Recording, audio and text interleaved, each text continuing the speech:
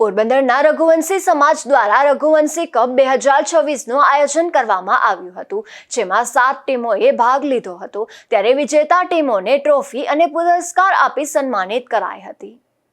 પોરબંદરના Sandipani school cricket ground ખાતે રઘુવંશીઓ માટે રઘુવંશી કપ 2026નું આયોજન કરવામાં આવ્યું હતું, જેમાં શ્રીજી 11, મહાદેવ 11, દ્વારકાધીશ 11, બજરંગ 11, ગિરિરાજ 11, શ્રીરામ 11 અને જલારામ 11 સહિતની 7 ટીમોએ ભાગ લીધો હતો। ત્યારે ફાઇનલ મેચમાં દ્વારકાધીશ 11 અને શ્રીજી 11 ટીમ વચ્ચે ખૂબ જ રોમાંચક મેચ થઈ હતી, જેમાં પ્રથમ બેટિંગ કરતા શ્રીજી 11એ 12 ઓવરમાં 105 રન કરીને દ્વારકાધીશ 11ને 106 રનનો ટાર્ગેટ આપ્યો હતો। ત્યારે શ્રીજી 11એ ફાઇનલમાં 18 રનથી જીત પ્રાપ્ત કરી હતી। આ ટુર્નામેન્ટમાં તમામ ખેલાડીઓને પ્રોત્સાહન રૂપે મેડલ, બપોરનું ભોજન, એનર્જી ડ્રિંક તેમજ પ્રત્યેક મેચમાં man of the match, best bowler, best batsman, man of the series, runner up અને ચેમ્પિયન ટીમને ટ્રોફી અને રોકડ પુરસ્કારથી સમાજના અગ્રણીઓની હાજરીમાં નવાજવામાં આવ્યા હતા।